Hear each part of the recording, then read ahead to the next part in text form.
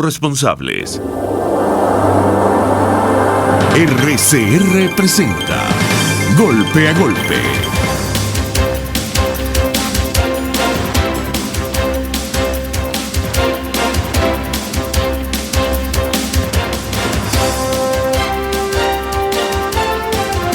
Golpe a golpe, buenos días.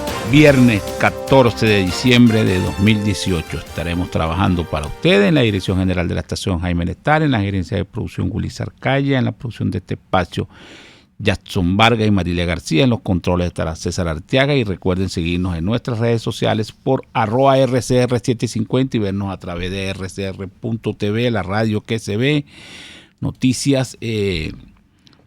Vestidos y alborotados se quedaron anoche los que estaban esperando las medidas económicas que iban a ser anunciadas por el presidente de la República, Nicolás Maduro, y esta mañana amaneció en Cuba. A lo mejor trae de allá unos reales, unos créditos, consigue unas grandes inversiones.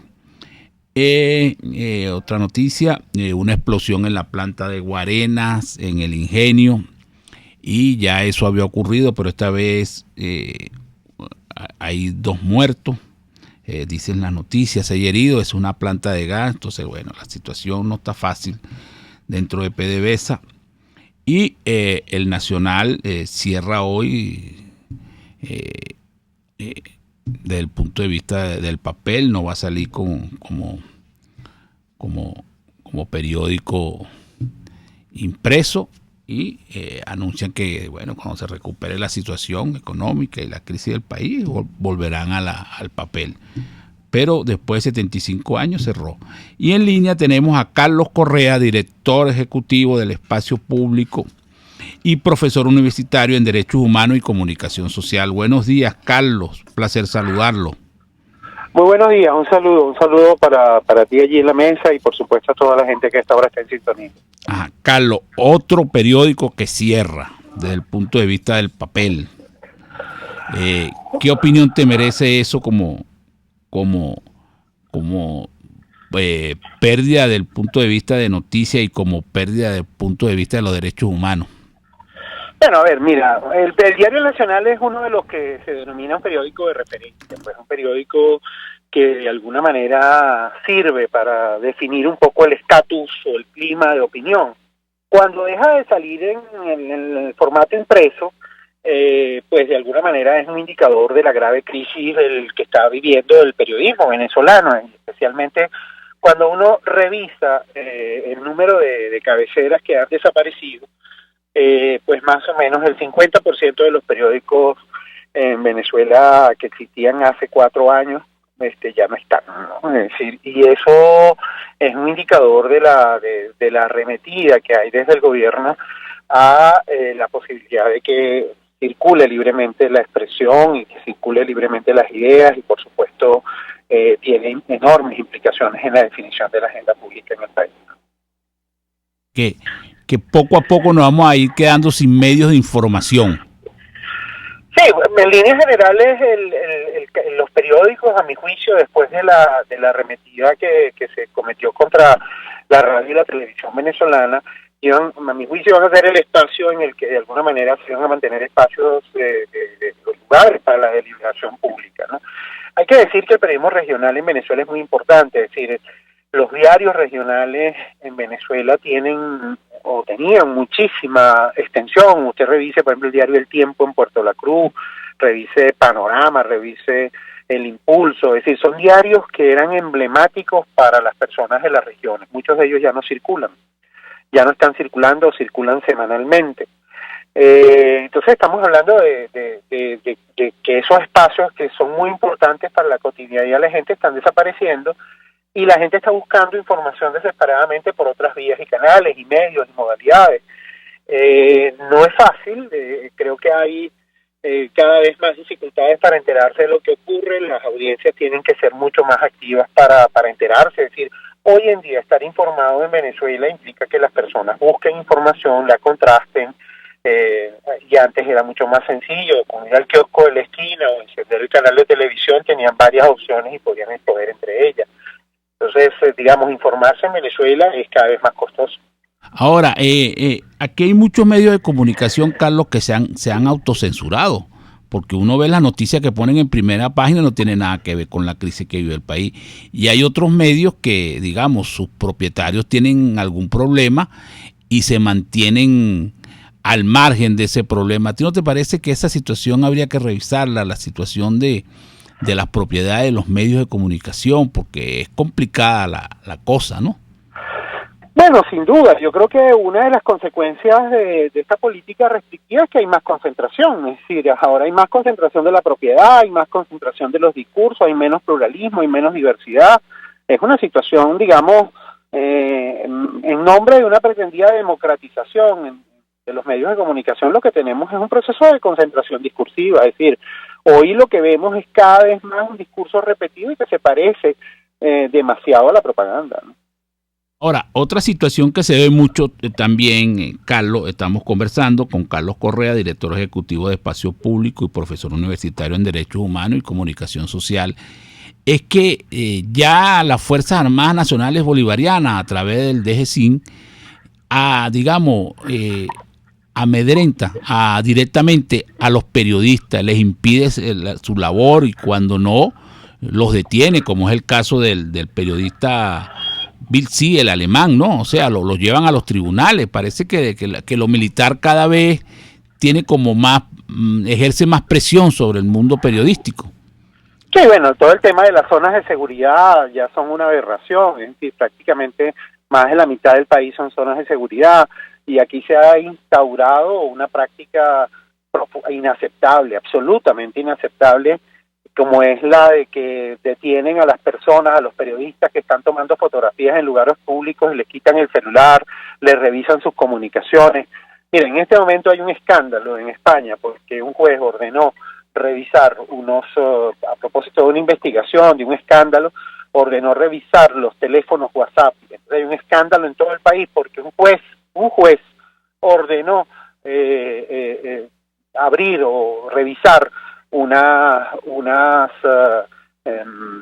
teléfonos de unos periodistas, es decir, porque se está vulnerando el secreto profesional, se está vulnerando la posibilidad de que efectivamente las personas tengan acceso a la información, o sea, el derecho a la información, porque cuando se preserva la confidencialidad o el secreto de las fuentes, lo que se está preservando es la posibilidad de que la sociedad pueda acceder a información de interés público en la medida en que personas se la hacen llegar a los periodistas. Entonces, digamos, nosotros tenemos una progresiva destrucción del espacio de liberación en el país y la libertad de expresión ha sido el termómetro de esas circunstancias y la presencia militar es cada vez más fuerte, hasta el punto de que en CONATEL tenemos un militar, es decir, el director de CONATEL es un militar.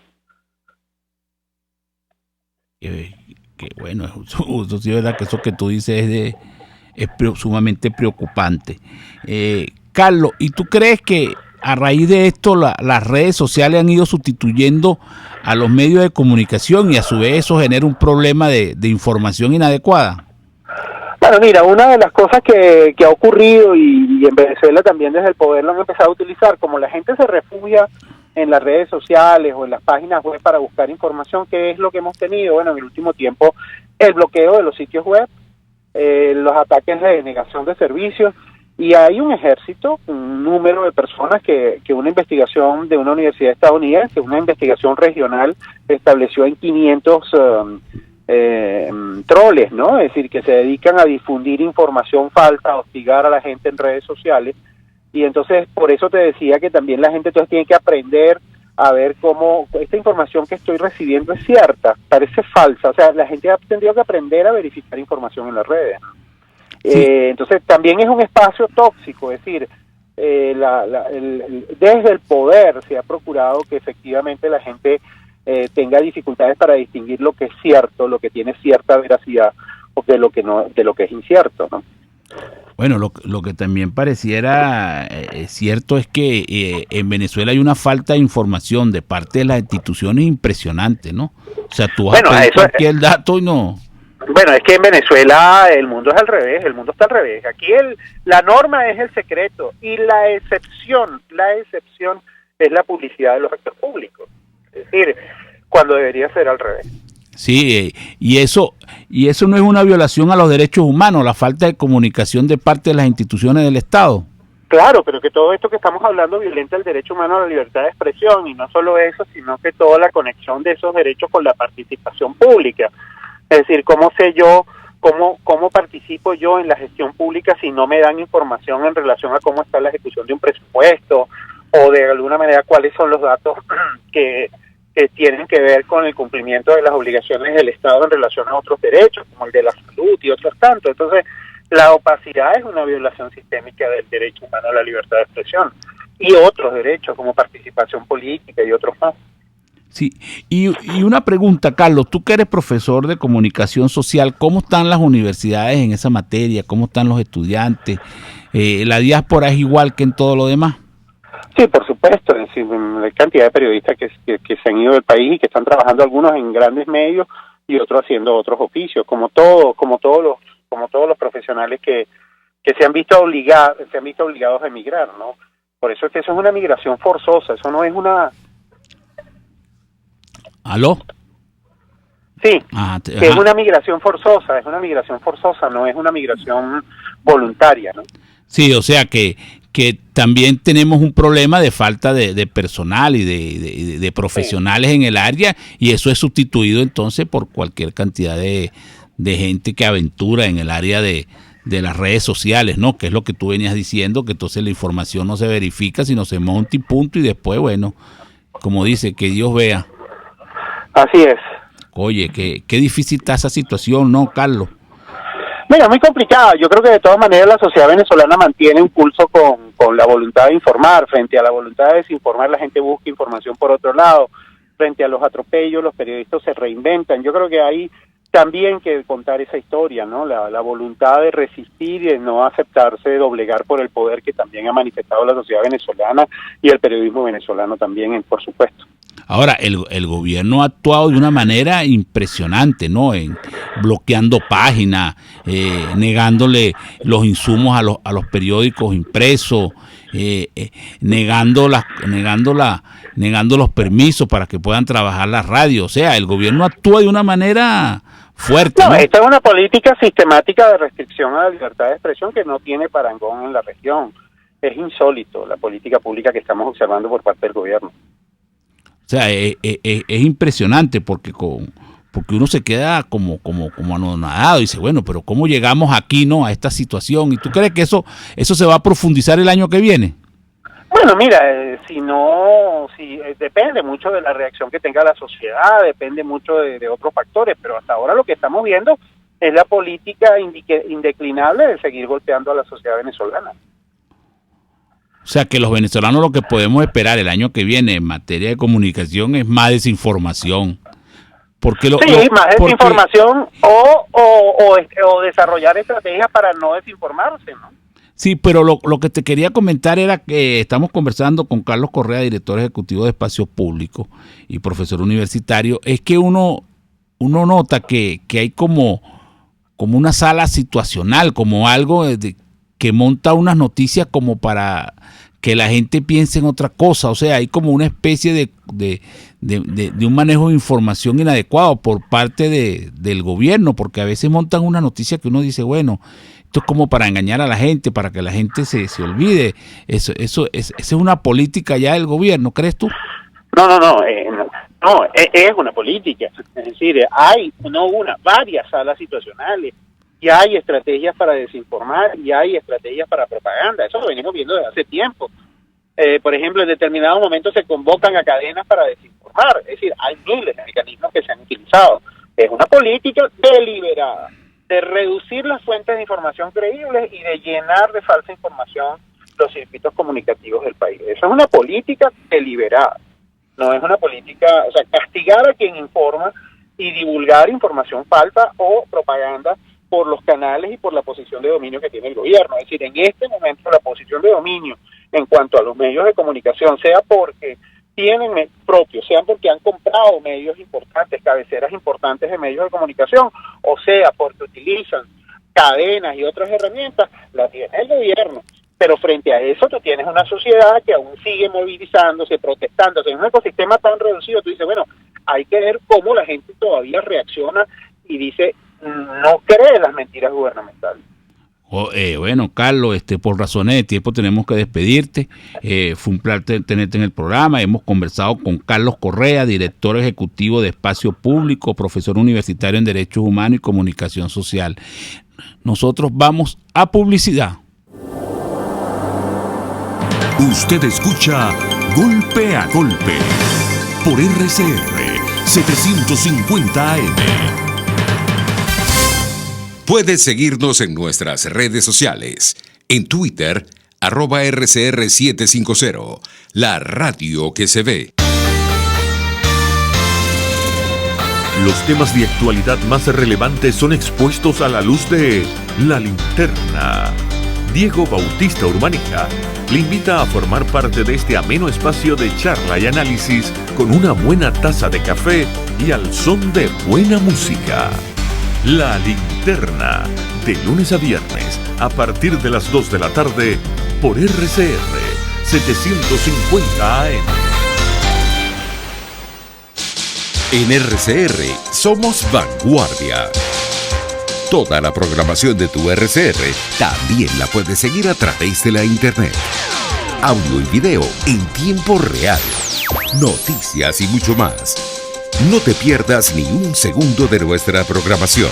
No hay excusa ni cadena que valga para que dejes de escucharnos.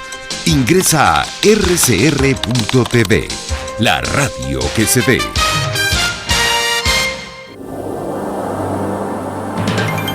Una crónica de la actualidad. Golpe a golpe. Solo por RCR. Bueno, ya estamos de regreso en Golpe a Golpe y tenemos en línea a Ángel García Banks, economista y director de Econométrica. Buenos días, Ángel, un placer saludarte. Bueno, ¿estás en línea, Ángel? Bueno. Sí, yo.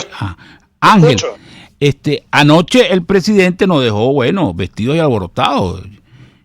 Yo no tenía muchas expectativas porque un país donde la gasolina no tiene precio, yo creo que los que manejan la economía esto es una cosa como, por darle un nombre, una especie de loquetera. Aunque tú has puesto un nombre, unas palabras, has puesto una frase que yo creo que a lo mejor la van a terminar colocando en el diccionario económico. Hipermafia escataflacionaria. Muy difícil de pronunciar, de verdad que... y muy difícil de entender también lo que está ocurriendo en este país. Es muy difícil.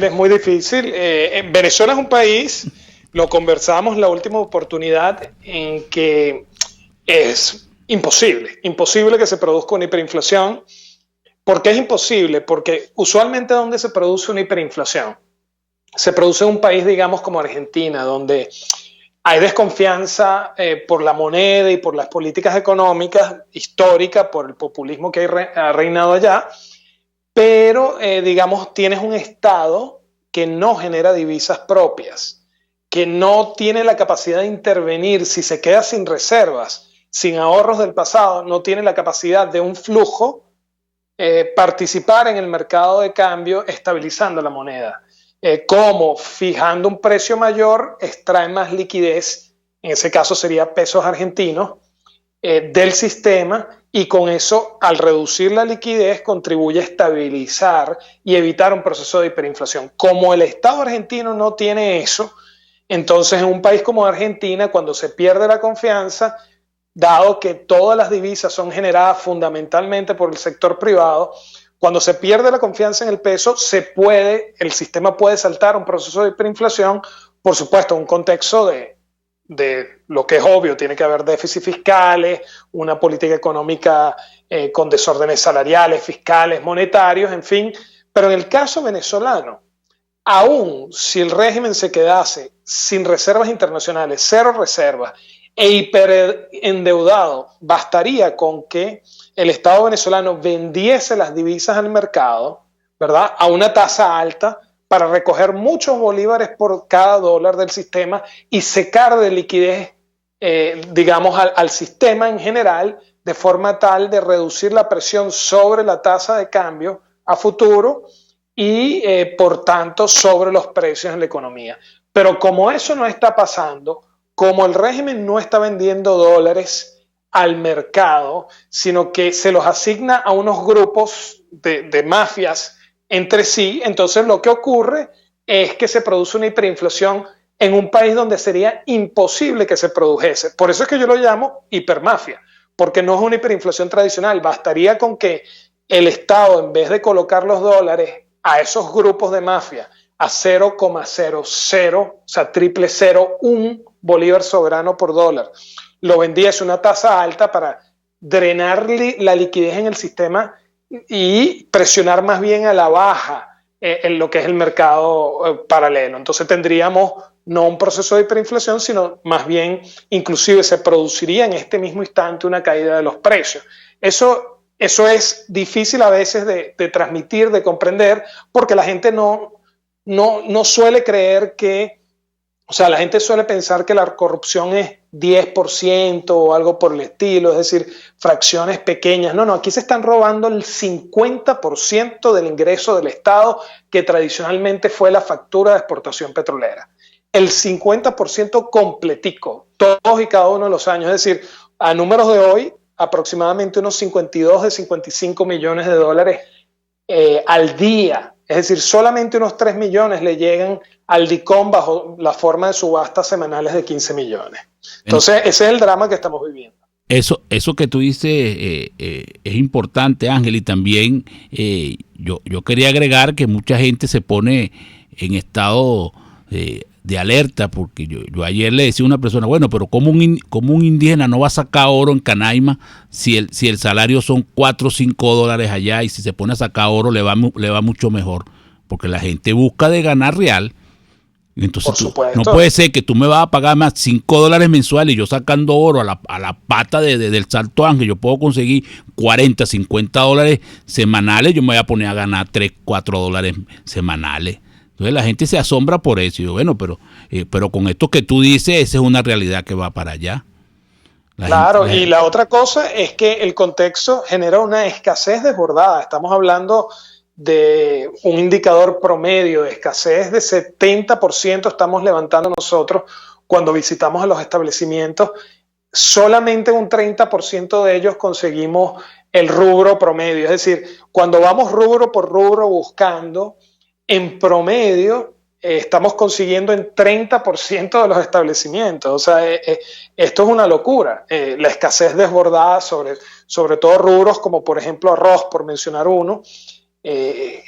Estamos hablando de una escasez que, imagínate, en un contexto de hiperinflación, escasea. O sea, usualmente cuando hay escasez es porque los precios están regulados, y cuando hay hiperinflación es porque hay una dinámica que permite ajustes acelerados de precios. Entonces, las dos cosas conviviendo a la vez. Hay un grupo de rubros, de unos 50 rubros, que están altamente regulados y que por supuesto escasean con fuerza, que son parte importante de la canasta alimentaria normativa, y después hay otros grupos de rubros que se ajustan a la velocidad del tipo de cambio esperado, y por supuesto la gente no espera buenas noticias, sino que espera malas noticias. Entonces se forma una idea de que viene un tipo de cambio sumamente alto a futuro y coloca hoy un precio en bolívares asociado a ese altísimo precio esperado del dólar a futuro, que es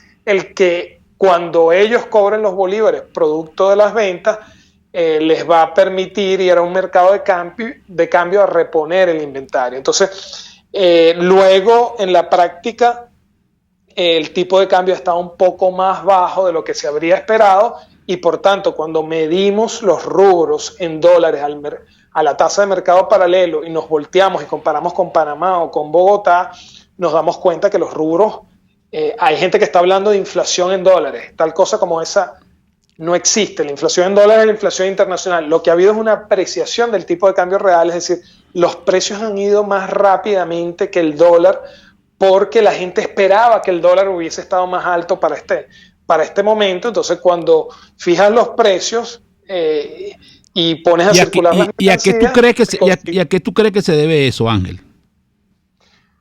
Bueno, se debe a que venía una dinámica, o sea, en los últimos 90 días hubo un cambio. ¿Cuál fue el cambio? La mafia de cambio en Venezuela, valga la redundancia, la mafia de cambio permitió que antes se estaban robando $55 millones al día, permitieron meter 3 en el DICOM bajo la forma de 15 semanal, y entonces el dólar siguió subiendo, pero más lentamente que la inflación, sobre todo durante los meses de julio, agosto, septiembre, o sea, digamos, sobre todo agosto, septiembre, octubre, y ya a partir de noviembre volvió el dólar con fuerza. Porque se acabaron todos los dólares ya que podían meter ahí, esa es la verdad. Es que hasta que no tengas una política económica coherente, que sea creíble, no se va a resolver el problema. Bueno, y ya Ángel, el tema es que el régimen no tiene credibilidad, no tiene forma. Esto se resuelve con, por supuesto, un cambio político, un cambio de régimen, y se resuelve con un equipo de gente que goce de la confianza del público. Es decir, tiene que haber autoridades en el sentido exacto de la palabra, de authority. Ahora, Ángel, reputación. Yo quería agregarle a eso de la escasez, que ahora hay escasez de gasolina y de gas, cosa que pareciera más que imposible en Venezuela, o que parecía más que imposible. Bueno, porque hay un tema para producir... Sí, hay varios problemas, ¿no? Para producir petróleo se requiere de livianos para hacer mezclas de nuestros petróleos pesados, entonces no hay dólares con que importar los livianos, entonces se desploma la producción petrolera.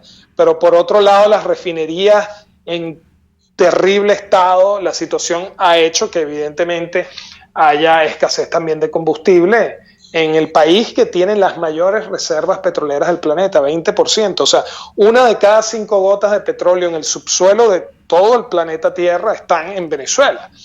Y bueno, los políticos han decidido no producirlas.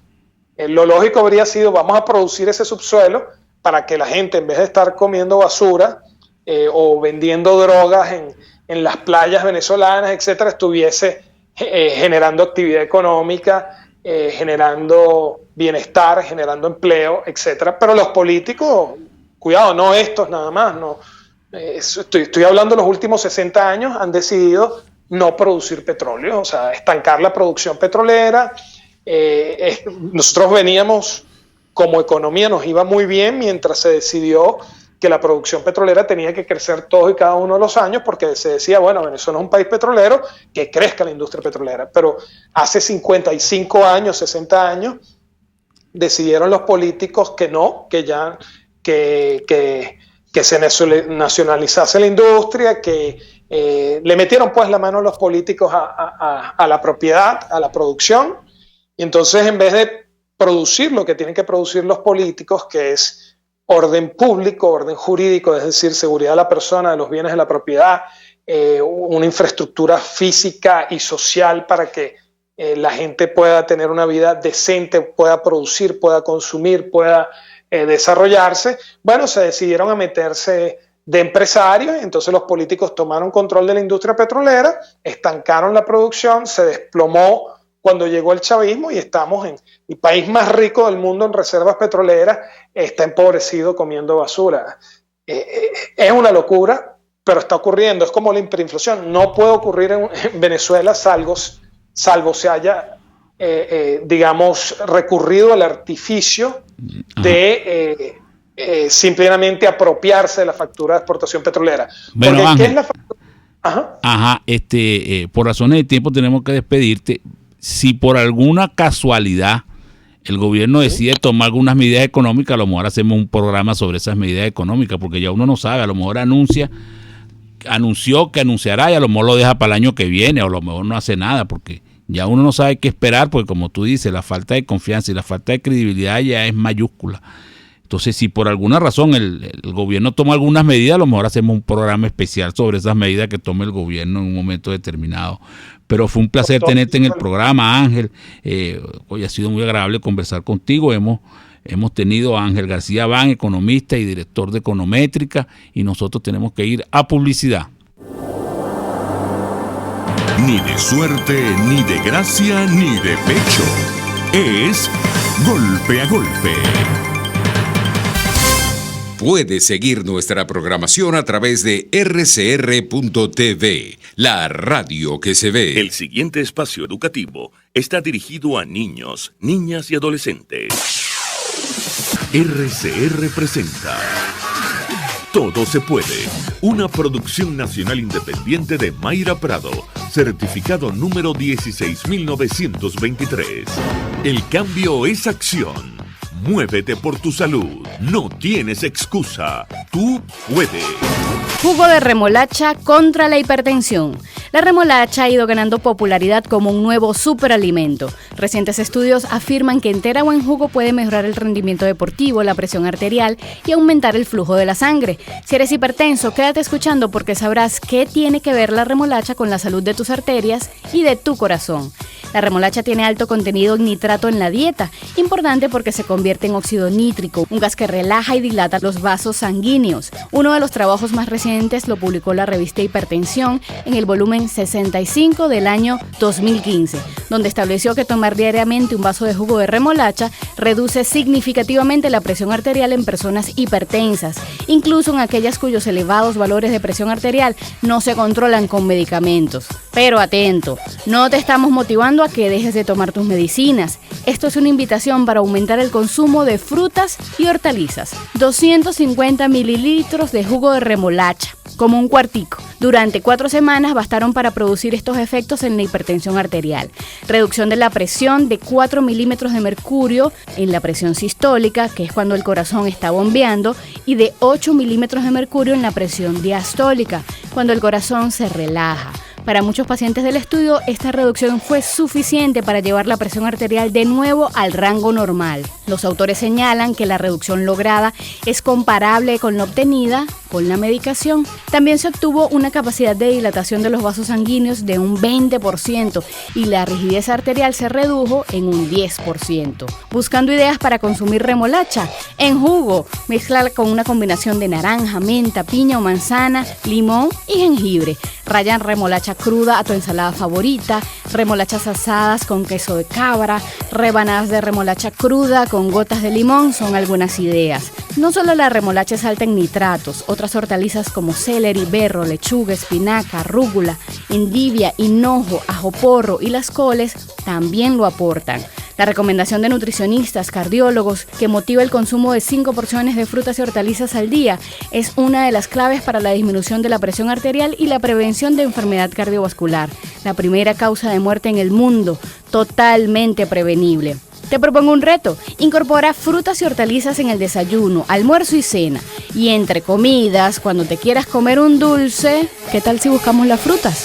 Todo se puede.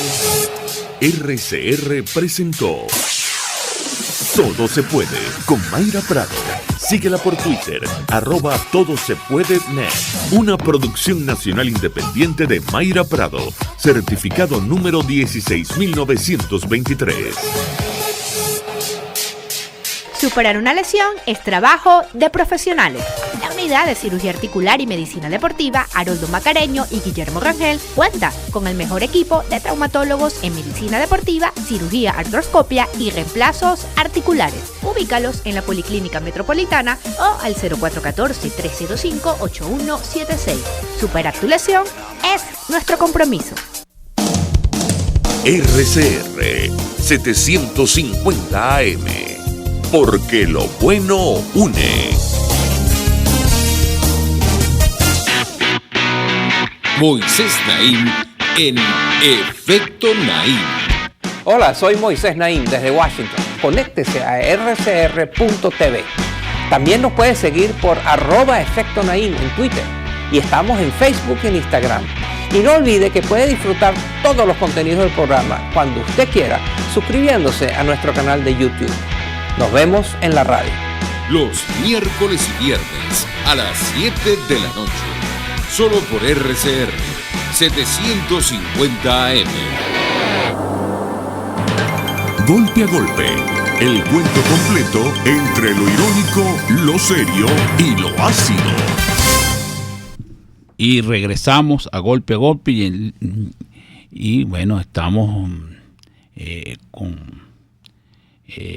estábamos conversando con Ángel García Baan la situación y difícil que se vive en Venezuela, y llegan muchos Twitter y muchos mensajes de parte de gente, por ejemplo, del estado Falcón, que hay problemas con el gas, problemas con la comida, y muchos pensionados quejándose del famoso petro, de convertir el medio petro en bolívares, y hay gente que parece que montó un negocio y está haciendo la transferencia y cobra por eso. Pero bueno, el gobierno tiene que tomar una decisión con respecto a eso, porque de verdad que los pensionados quedaron, como dicen, por fuera en esa materia, y sus reales están ahí como uno no sabe si están en bolívares, si están en petro. Es una cosa ahí totalmente como medio loca, ¿no? Y esto yo decía lo del sector lo del combustible, porque la gente del sector ganadero, de Azogata, tienen problemas para transportar el ganado, porque no hay gasolina para los vehículos. Bueno, en línea tenemos a María Corina Machado, dirigente de la oposición venezolana, coordinadora nacional de 20 Venezuela. María Corina, nosotros tenemos una página que se llama costadelsolfm.net en Guiria, Estado Sucre, y Juan Kiko Pérez y Julio Casa te mandan saludos. Esa página está instalada allá, de ese pueblo, y tú estuviste por allá, y ellos, bueno, te mandan saludos especiales. María Corina, un placer saludarte. Hola, Fran, el placer es mío, como siempre, y gracias a la gente de Guiria. Tú y yo sabemos lo que están viviendo hoy en esa zona, bajo el control total de las mafias, bajo el terror, donde la gente no se atreve a quedarse en la calle después de las 4 de la tarde, pero es gente que está dispuesta a luchar por su familia, por su país. Yo estuve allá varias veces este año pasado, y bueno, les envío mi respeto y mi cariño, los quiero mucho, son unos valientes. Y el esfuerzo que hacen ellos por mantener esa página abierta, porque allá el internet llega como que es 1 hora en la noche y la luz media hora, total que ellos hacen un esfuerzo sobrehumano por mantener esa página. Pero María Corina, hablando de la situación venezolana, el 94% de los habitantes del país ven la situación negativa, están molestos con el gobierno. ¿Cuál es el problema para que la dirigencia de la oposición no convierta ese 94% en una palanca de cambio de la situación que vive actualmente Venezuela? Bueno, mi querido Fran, en primer lugar entender que no es un gobierno, sino es un Estado criminal, y eso es muy importante porque hace toda la diferencia. Nosotros no estamos enfrentando una dictadura, y eso hay que decirlo, con todas sus letras y con todas las consecuencias que ello implica. Yo sé que tú lo sabes muy bien. Estamos enfrentando un régimen que le abrió las puertas de Venezuela, a nuestro territorio, a los grupos criminales más perversos del planeta. Hoy, tú lo sabes, tenemos la guerrilla del ELN y los grupos no desmovilizados de la FARC en medio territorio nacional, no es solo en Bolívar, donde están obviamente dando una lucha a muerte con el Planato del Oro. Tenemos las mafias precisamente del narcotráfico, del contrabando de combustible, no solamente en Guiria, sino en toda la costa venezolana, hasta Paraguaná, La Guajira. O sea, sabemos lo que está ocurriendo en el país, y sabemos además lo que ello implica en términos de las alianzas geopolíticas y criminales mundiales que se han desatado para hacer de Venezuela no solamente un territorio de hambre, de muerte, de huida, pero desde aquí, desde Venezuela, convertir nuestro territorio en una plataforma que proyecte ese régimen criminal hacia Colombia, Centroamérica, el Caribe, el sur, etcétera. Entonces esto es algo inédito. Nunca antes, Fran, había ocurrido algo similar en el hemisferio. Y por eso no podemos hablar de crisis, sino de un conflicto transnacional que no es de orden político, sino de orden criminal. ¿Por qué hago esta introducción con todas las implicaciones que tiene? Porque, Fran, pretender darle soluciones políticas convencionales a un conflicto criminal obviamente va a fracasar. Y eso es lo que los venezolanos sabemos, y por eso tuviste ese grito ensordecedor del silencio de los venezolanos este domingo, que no comemos más cuentos con estas farsas apaciguadoras, llámense elecciones de cualquier cosa o falsos diálogos, cuando hoy hay personas planteando este esquema para el país. Por favor, eso lo que implica es darle más tiempo a los cubanos, a los grupos criminales y a Maduro para que termine de destruir nuestro país. Ahora, ¿cómo crees tú que debe ponerse en escena entonces la dirigencia de la oposición para, como yo digo, para tratar de darle un vuelco a la situación que estamos viviendo? ¿Cómo se debe actuar? ¿Qué se debe hacer? Bueno, mira, en sintonía con la gente, lo que la gente está pidiendo, Fran. O sea, que hay solo dos posiciones, Maduro y sus criminales que dicen Maduro para siempre, y un país que dice te vas ya. Porque ese te vas ya tiene asociado un cambio de sistema, no es solamente Maduro, es un cambio de sistema, Fran. La salida de las mafias que están haciendo mucha plata, porque tú y yo y los venezolanos sabemos que hay mucha gente haciendo mucho dinero con ese status quo. No solamente me refiero a la comida podrida que le dan a nuestros niños cuando se la prohíben para el consumo en México, sino aquellos que están haciendo plata con el dinero de, bueno, lo que queda de PDVSA, con el arco, lo que ellos llaman arco minero, narcotráfico, etcétera, etcétera. Entonces, ¿qué hay que hacer? Ponerse en la vanguardia, decir esto con todas sus letras, entender la desesperación de la gente y asumir que aquí la lucha se ha limitado a dos posiciones, no hay puntos intermedios. O eres parte del sistema y entonces planteas convivencias, concesiones. Bueno, hoy hay declaraciones en los medios, algunos que están planteando el reconocimiento de la constituyente y que Maduro se juramente en la Asamblea Nacional. Y aún así se llaman opositores, por Dios santo, Fran, ¿a quién crees que engañan? Aquí hay toda una comunidad internacional que desconoció la constituyente y que desconoció el 20 de mayo y que sabe lo que implica el 10 de enero y la posición que tiene que asumir la Asamblea Nacional. O sea, ¿tú crees, María Corina, que el gobierno ha penetrado también desde el punto de vista de la corrupción a un sector de la oposición? Porque cada vez que uno ve que hay un gravísimo problema de corrupción en el país, aparecen gente o de la oposición o familiares o amigos vinculados a dirigentes de la oposición. ¿Y tú qué crees, Fran? No, te pregunto. No, pero yo te pregunto también como ciudadano, como periodista. Y no es solamente los medios, la política, Fran. Este sistema de mafias ha penetrado las Fuerzas Armadas, ¿o no? Sí, bueno. ¿Tú crees que ha penetrado el sistema financiero? ¿Y tú crees que ha penetrado los medios de comunicación? ¿O qué es lo que está revelando el señor Andrade y todo este escándalo con el señor Gorrín? Que quieren silenciar, por cierto, porque salvo RCR, La Patilla y uno que otro medio, aquí nadie habla de algo que es literalmente un sismo. ¿Tú te imaginas la estructura financiera y de abogados, banqueros, brokers que tiene que haber detrás para poder canalizar $1,000 millones que él solito, el señor Andrade, reconoce que se robó? Y eso es una. Entonces, obviamente, Fran. No, y uno tiene que decir la verdad. Aquí no hay ninguna averiguación contra Gorrín, por lo menos en Venezuela. Bueno, la Asamblea Nacional, la fracción 16 de julio, planteó hacer una investigación sobre ese caso. Y bueno, lo que decidieron fue hacer una cosa más amplia. Algunos querían ir hasta la corrupción de Guaycaipuro. Bueno, está bien, que salga todo para afuera. Pero todo es todo, Fran, todo. Porque aquí este país está asqueado. Estamos hartos de tanta impunidad. Porque ese sistema de corrupción hoy está cobrando vidas. ¿Viste lo que está ocurriendo en Barcelona? Que tenemos, además, y no solamente en el hospital de Barcelona, en todo el país, pero en particular en el oriente, cómo se están muriendo los bebés recién nacidos. Eso es una cosa que clama al alma, eso es un pecado.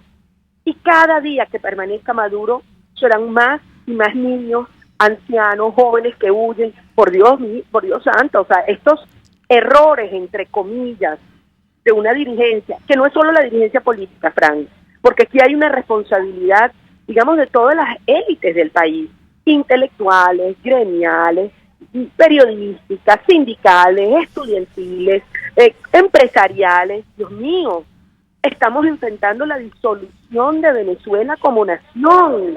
Cuando tú tienes un territorio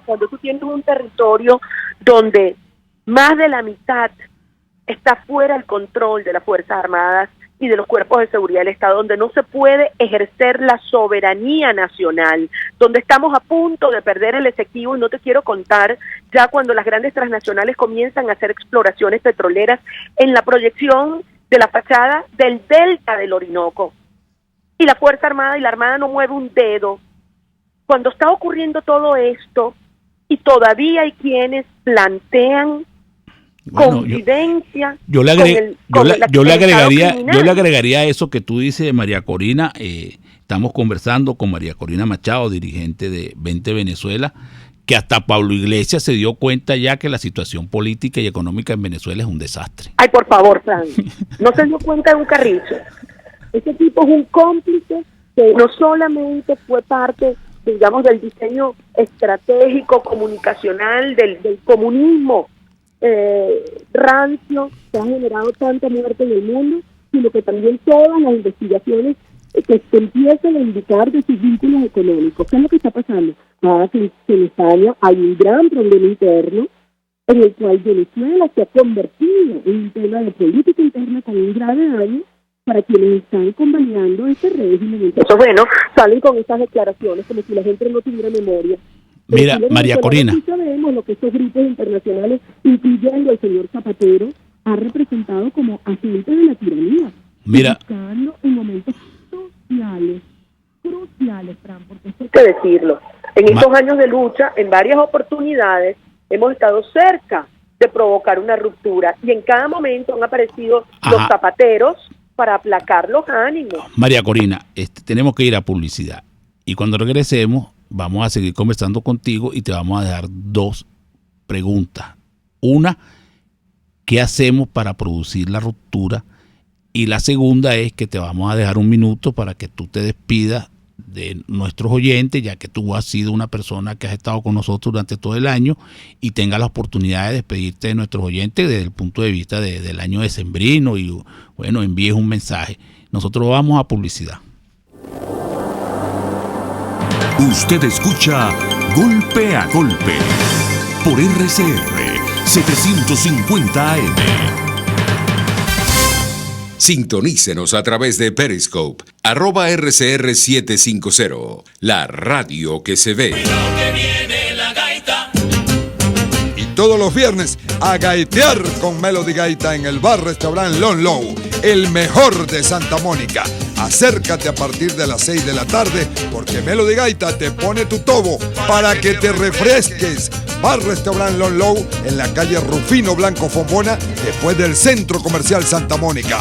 Bar-restaurant Lon Low, poquito, pero sabroso. Pero sabroso.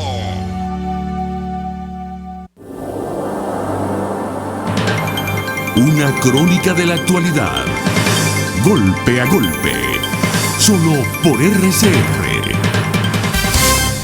Regresamos a Golpe y tenemos en línea a María Corina Machado, dirigente de 20 Venezuela. María Corina, ¿cómo se produce la ruptura de esta situación? Bueno, cómo se provoca la ruptura y la derrota de los criminales, Fran, no hay otra. Yo creo que a estas alturas los venezolanos tenemos clarísimo, y el domingo fue la evidencia de ello, que no es por una vía suave y por las buenas, por una vía de fuerza, de enorme sacrificio, organización y coraje, no hay otra. Y la gente lo sabe, y el mundo lo sabe, que hayan algunos que de distintas posiciones, digamos, de dirigencia, pretendan confundir, o incluso hasta por ingenuidad, bueno, yo siento que la historia lo juzgará implacablemente, pero es evidente que este régimen ha utilizado esquemas de falsos diálogos como un mecanismo de ganar tiempo, oxígeno, para seguir avanzando en el proceso de destrucción del país y de destrucción de la Fuerza Armada, ¿sabes? Porque eso es un tema clave. En el último año, y esto lo digo porque, oye, tú sabes cómo recorro el país y tengo oportunidad de conocer a venezolanos de todos los sectores, en todos los rincones. En el último año, no solamente el mundo se volteó a Maduro y decidió actuar, sino la Fuerza Armada se le volteó a la tiranía. El régimen cubano, Maduro lo sabe, y por eso han iniciado un proceso de destrucción sistemática de la Fuerza Armada, procediendo a dar curso a más de 13.000 solicitudes de baja, a infiltrarlos, a perseguirlos, porque saben que salvo una cúpula muy corrupta, hay una enorme mayoría de ciudadanos militares que entienden lo que significa la disolución de Venezuela y la entrega de nuestra soberanía nacional, y lo que significa la presencia de guerrilleros colombianos, narcotraficantes mexicanos y de los agentes y funcionarios cubanos dentro de nuestra propia Fuerza Armada. Por lo tanto, no es por una vía de debilidad ni de convivencia, entre comillas, que el régimen criminal va a ceder. Es desde una perspectiva de enorme fuerza, y eso implica fuerzas internas y fuerzas externas. Cuando hablo de fuerzas externas, hablo de fuerzas en el plano diplomático, policial, financiero, judicial, que ya están operando, y desde luego, hablando de un conflicto transnacional, todos sabemos que los conflictos de última generación operan también del plano financiero, en el ciberespacio, y con otros mecanismos, como son, digamos, los convencionales que algunos utilizan para ridiculizar este planteamiento, diciendo que van a llegar marines a la guerra. Nadie está planteando eso. Mira, María Corina, ya nos queda un minuto, te lo queremos dejar para que tú te despidas de los oyentes con los cuales has estado durante todo este año y nosotros, y bueno, le envíes un mensaje para el año que viene, porque sí, ¿qué te puedo porque decir? Es un momento doloroso, Frank, y unas navidades muy tristes. Pero si yo algo quiero decirle a los venezolanos es que esto es un momento de encontrarnos en lo que somos, en lo que hemos hecho, en revalorar la confianza que debemos tener en estas generaciones de venezolanos que hemos enfrentado durante 20 años prácticamente solos esta narcotiranía, y darnos cuenta que hoy no lo estamos más.